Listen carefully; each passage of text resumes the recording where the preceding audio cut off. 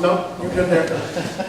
Some of the candidates touched on the topic and some seem to avoid it. So I'm going to ask 2 questions if I could. Question number 1, I'd like to hear what their personal interpretation is of the Second Amendment. And question number 2, I'd like to ask if entrusted with the office of a United States Congressperson, what do they pledge to do to strengthen our Second Amendment rights? Great questions. Why don't we ask all the candidates to come up and pass the mic and get a couple of questions. Andrew, they didn't hold me up on this one. I was just retiring from the FBI when I had to get a pistol to protect myself. But so again, a firm supporter. As a matter of fact, I'm a professor of criminal justice down at the University of New Haven. The first thing I teach every class that I give are the Bill of Rights. And we spend a little time on that Second Amendment. We make it clear just what that means and that it's a right granted by the Constitution, and it's our job, not just your elected officials, but everyone in this room, and I know I'm preaching to the choir on this one, to stand up for that right, no matter what it takes. Because there's a lot of blood spilled protecting that Bill of Rights. And so I will do whatever it takes, when elected, to stand up for that Second Amendment. I'm a strong proponent and supporter of the Second Amendment. Those who would wish to cancel it out and weaken it under the theory that guns increase crime or increase the possibility of crime are absolutely wrong, and they're not looking at the data. In the United Kingdom and Australia, by disarmament, there was an increase in crime. And you know the state of Israel, where everybody has a gun because everybody's in the army, the state of the crime rate is very, very, very low. So the data suggests that it's not carrying of pistols or guns or anything like that that increase crime. It's quite the opposite. So we have to look at the data, we have to realize that. So I'm very, very strong on the Second Amendment.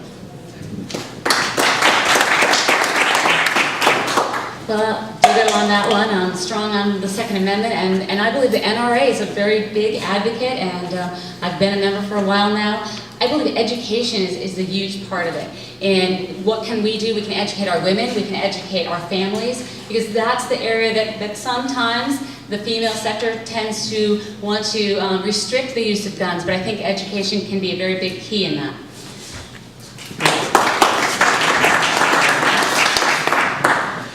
I think the first part of your question was, what does the Second Amendment mean to you, or how do you interpret the Second Amendment? Yes. And what the Second Amendment has always meant to me was that all power ultimately should reside in the people. We're supposed to be a government of the people, by the people, and for the people. And all of us know from history that sadly, governments have the potential to become tyrannical. Now, none of us wishes for that to happen, but all of us know that that is possible, and quite frankly, we're seeing it around the world today, are we not? In Syria and other places, where governments turn on their people.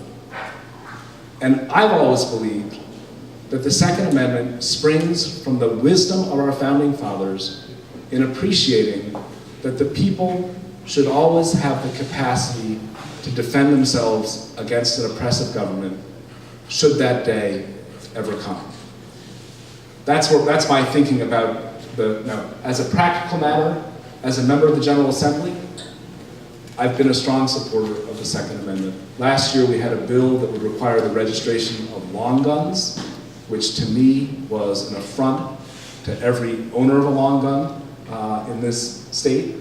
And there was also a bill, many of you came up and spent 10 or 12 hours in Hartford testifying against it, to outlaw certain magazines. I opposed both of those bills. My record in Hartford is a strong one. I will say I got tattooed by the NRA for supporting the Lost and Stolen Firearms Bill. Good that I got tattooed, or good that I got tattooed, or good that I supported? No, I was one of the people that took you to task on that. And you know what? It's a fair issue for debate. I don't think it was fair for them to take my grade from a very high grade to a very low grade on the strength of one vote. And any of you who know Bob Crook, he's happy to have a lengthy conversation with you. I'm not going to take up your time now, but I think that's the only vote that I've taken in my 18 years that has gotten me in trouble. But I have, and you know, well, I'm not going to take up your time now, but I'm happy to talk at length with any of you after this meeting about what went into my decision, what I think of my decision now, and what I've learned throughout the entire process. So thank you. Okay, thanks. We have time for another question, Sue? Yes, I have a question for the candidates. A couple of questions maybe, just quick yes or no. There was a recent bill in November 2011, HR 822, the National Right to Carry Reciprocity Act, that was passed in Congress, and of course it's languishing on Harry Reid's desk. As a congressperson, if elected, would you have supported that? Yes, no. National right to carry reciprocity. In other words, as a concealed carry permit holder, it acts like a driver's license. I can drive in other states, no one pulls me over. I can carry my gun, other states, just like that. How many of you would have supported that legislation? Mr. Greenberg? No. Why is that? I don't want the government to get more involved again. You know, I think we need less laws, and I don't need the government having a tally on a computer of all these folks that have a right, that, you know, for the reciprocity issue. And I'll tell you my point of view as well. Connecticut has certain rules. If you're going to have a permit to carry, you cannot have been diagnosed with a mental illness which might cause you to be unstable. The Reciprocity Act would allow people from other states that don't have those conditions built into their law to come into this state. That's something that gives me pause. We have worked hard. You know, I guess I would take the position that we ought to have reciprocity with states whose conditions are at least as stringent as our own, but I'm not convinced that it serves public safety to respect all other jurisdictions without knowing more. I was curious, I called Scott Brown's office because I wanted to get his take on the position. He had met with the police chief in Boston, and the police chief in Boston had given him information which caused him to think very long and hard about whether that bill would serve the people of Massachusetts. And his conclusion was that it would not serve the interests of the people of Massachusetts. So there's something to think about. Reasonable people can disagree, but there is something to think about in that law. If I might follow up with that really quick. As a comparison, the Second Amendment is in the Constitution, the Sure. U.S. Constitution, it's the law of the land. We allow people with possible conditions to drive in other states. Women can move to another state, you can still vote, you don't have to get a permit.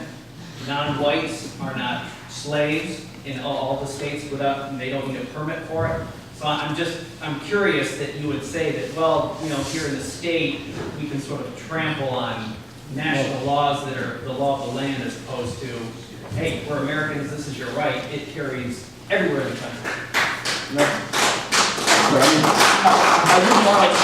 I wouldn't want to leave you with the impression that I would favor trampling on anybody's rights, but I would say that I think there are few of us who would think that someone with a history of psychiatric disorders should be given a handgun without regard to what we know about their proclivities.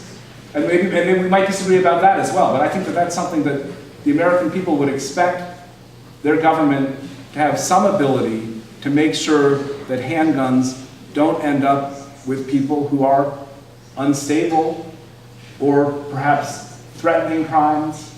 But again, that's a longer conversation as well. Mike, you want to take If I can this? just throw it, again, Andrew, I'll respectfully disagree on this. I'm very fortunate that because I had an FBI badge and I'm still able to carry nationally.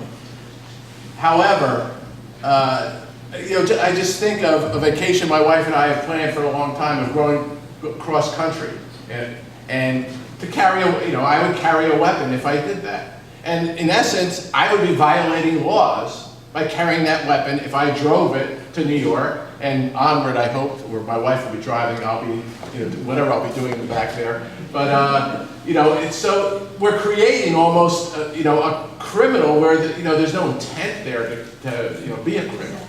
And so it's, and also, just from my law enforcement background, people who are crazy are crazy, and they're going to carry that gun into Connecticut, but they don't care about our law. So, I spent 22 years dealing with people like that. So I just don't see it as. Okay, we have time for one more question. One more thought about how I think the most responsible way to address this issue would be. And that would be for Congress to develop a uniform set of protocol to, well, I don't see any reason for us not to have a uniform policy so that we can debate whether people with psychiatric disorders should be allowed to. Well, why should there be a protocol for a right? Well, Free speech.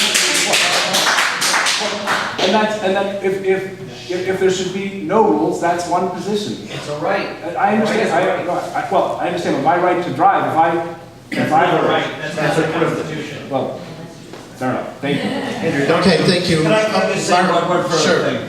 I know there's issues in terms of crossing the lines, but my point is I don't want to have a registry with all these folks on a computer, I okay? agree Now, with we have to fix the problem of going across lines and then violating the law in the line, in the state that we're going over.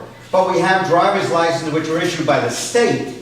They're not driver's licenses issued by the United States of America. So my point is there's a better way to deal with the issue, but I don't want to have everybody's name on a computer again. Because it's the wrong way. I'm just saying, if there was a national law that says if you have a permit in your state, like a driver's license. Okay, the gentleman with the Patriots hat, I feel a little sorry for the Patriots, so. I actually work for the owners. Doesn't mean anything, though. The one question I had was, I carry, and I've been carrying for years, but in the state of Connecticut, you have to carry your weapon hidden, even though, as I understand it, it's not on the books. Well, you don't if you don't want to get charged with disturbing the peace, as I understand it. If I walk through the city of Woodbury with my gun exposed, I could very well get arrested for disturbing the peace, correct? My question is, why should we have to conceal our weapon when it's not required in the state of Connecticut? Shouldn't. You shouldn't have. Shouldn't, but we do, because otherwise, I don't have the money to pay the lawyers to get myself out of trouble. And again, I concur. It's a right. It's a permit. You're permitted, obviously, in the state. So. But if I walk through the city of Woodbury, in which I live, with my weapon on my side, I'm probably going to get arrested. Well, why do you want to have it exposed? For what reason? It's my right to carry a weapon. It's your right. It's my right. I have a pistol permit too, and I wouldn't. Am I exposing it to, I'm not trying to make a statement, but it's my right. And I think there's obviously a difference between brandishing a firearm and I think, quite frankly, the interests of public safety are advanced if people can see that you're carrying weapons. And if you're hunting, you obviously have a weapon in plain view, so I'm not sure why the distinction matters.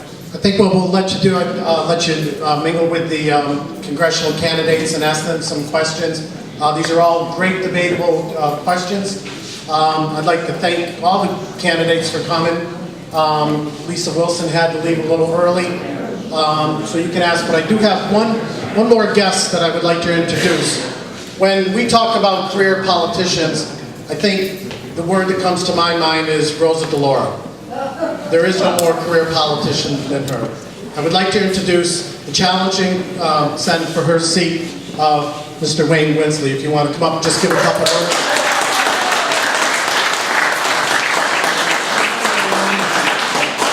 Thank you very much. Thank you very much for letting me just introduce myself. The first thing I'd like to do, though, is to recognize the very, very fine group of candidates that you have in the 5th District seeking the nomination here. Please recognize me. Yes, my name is Wayne Winsley, and I'm running for Congress in the 3rd District because I believe in the promise of America. And right now that promise is being threatened. And the personification of that threat is none other than Rosa DeLauro. Now I won't take up a whole bunch of your time, but I'll just introduce myself a little bit. I've never held nor sought political office until now. I'm a career broadcaster by trade. I was on radio here in Connecticut for 20 years. I started off as a rock and roll DJ up in Danbury at the home of rock and roll, I-95, giving you your 50 minutes of rock every hour. And went on to become the afternoon news anchor at WICC in Bridgeport, and finally the morning news anchor at WNLK, WSTC down in Fairfield County, Stamford, Norwalk. Along the way, though, I hosted my own political talk show for 10 years, the Wayne Winsley program, and that's where I picked up the nickname, the Conservative Capitalist. And yes, I am both and ashamed of neither. Thank you. I'm a U.S. Navy veteran, a proud gun owner, and I'm here today just to ask you to do one thing. Please tell all your friends, your associates, everybody you know in the 3rd District is a guy. There's a Republican out there that's going to do one thing. Going to give Rosa DeLauro a fight and a battle like she's never had before, and a challenge that I intend to win. So let them know that. Thank you very much for letting me introduce myself to you. Thank you very much, Wayne. Once again, I'd like to thank all the U.S. Senate candidates and our congressional candidates. We have a big job to do this year. I encourage everybody to get out, and I'm going to take one from Selectman Perkinson. Tell 10 people, and have them tell 10 people, and tell them 10 people. Before you know it, we have thousands of people. Thank you, Barbara, for that. Thank you, everybody, for coming. Yes, sir. Hi, gentlemen. First thing I want to do is just thank you.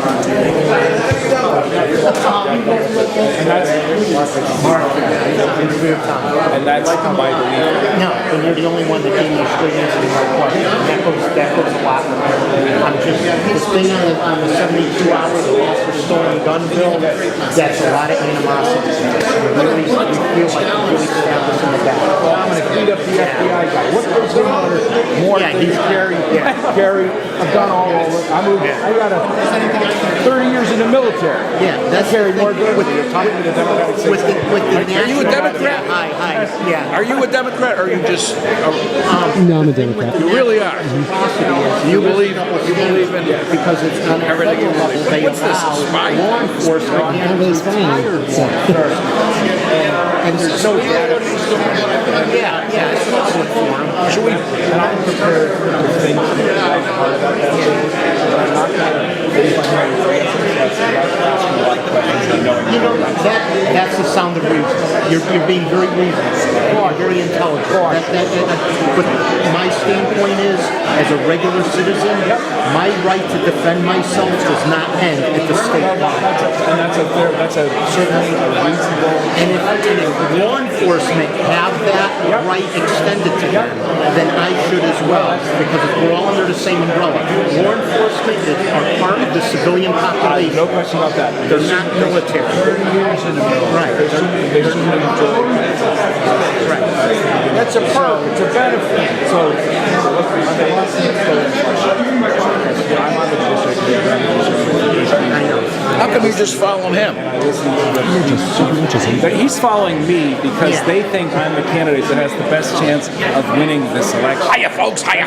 Right. You're the big threat. You're the threat. Lump your magic prayer, Froggy. If you want to have a Republican member of Congress, I got you. I got you. listen, you may not, you're going to do with me a lot more than you're going to do with No, I'm familiar No, I with it. understand. Here's the deal. Yes, sir.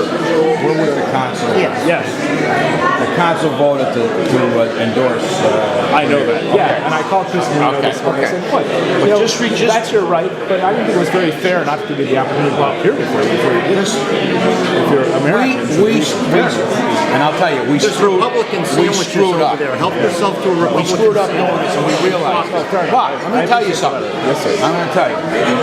If you get the nominee, Yes, sir.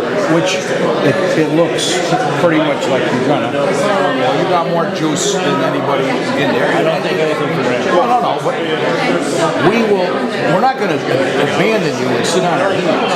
We don't want Bugsy Malloy up in the governorship. We don't want what's his name, whoever's going to be down in here. I'll tell you who you might have to worry about is Bison. She might get into this thing. We don't want her either. No, We'll see. but I think you'll beat her. The lost or stolen gun thing. I don't want to beat a dead horse, but it's the one sticker. I want you, as a career legislator, to give me another example where a victim of a crime is held responsible for that crime. Give me, like, if a woman is raped, do they go after her? No. So if my house is broken into and my guns are stolen, why are the police coming after me? Let's say this to the TV.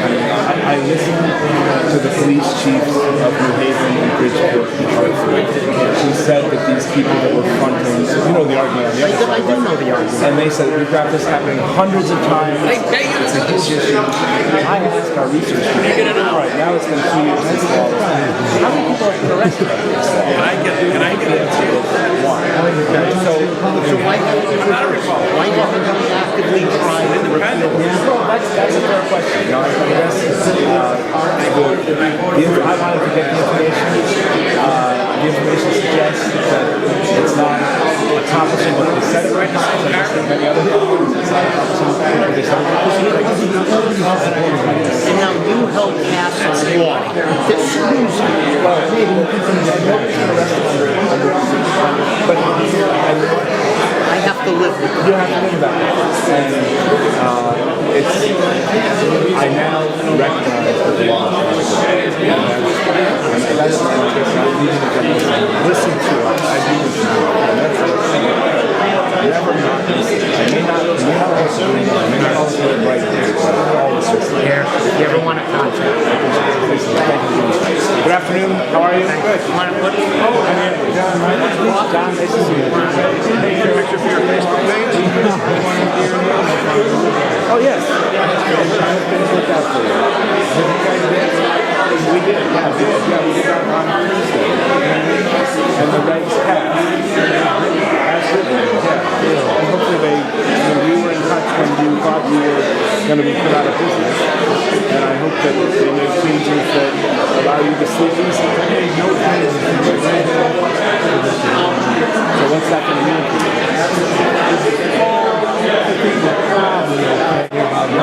After the first meeting, and he said they had to make some changes and come back. I didn't know you did that. Yeah. Then I can get you a copy of what passes on our Probably the original proposed. Yeah. So now we have to follow our explanation. But he's the only one really being on it.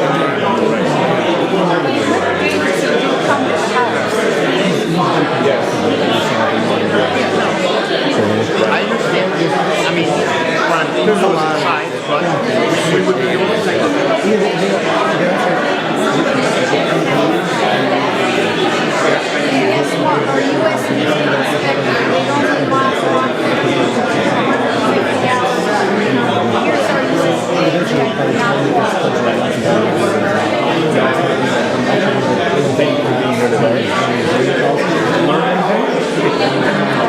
Yeah, good.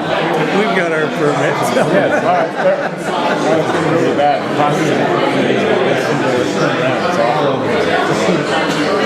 Thank you very much. Good luck. Thank you. How are you? Good, how are you? I love your part. contact me if you ever want to. Barry, if you go on my Facebook, you gotta go way back. Maybe a month. It's got me, Don, and another guy that's currently basically the chairman. We're up there shooting. We had a golf. Oh, that's great.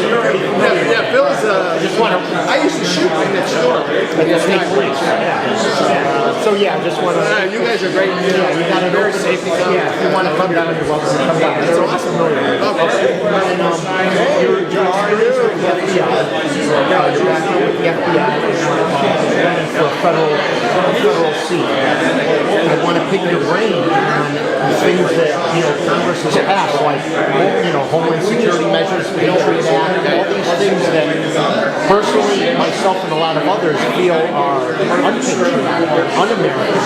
In the name of fighting the war, they're now able to, surveillance. And we're being drawn. And that's the hard part. And I wish we talked about that. Well, today was so stressful. Yeah, between you know what it is? And part of the Patriot Act is that, there's certain, and I'll give you a very that I work with. The terrorists now our wiretap laws, are geared towards, you can tap a certain phone. So if I want to tap it, I find it that's the court order. So what the terrorists want is 2 calls, and so that's why, they've opened up some of the wiretap laws and things like that. It's just like, it's just like any other right. They give you power. So what do you think? I mean, are you for it or against? I'm for it only because, I was glad not I never want to see that. I know you're a great American, so I preach much fire. But you just always got to keep a lid on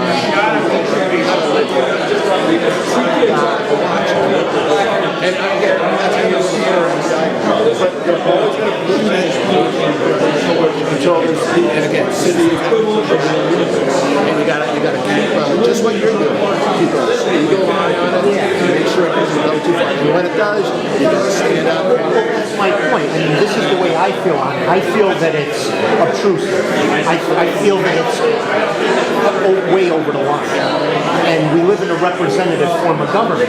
So if I vote for you, I want you, you're convicted as United States Congressman, to represent me and try to pull back the reins on this type of surveillance. Because if given the choice of whether to live safe or live free, I choose free. I choose free.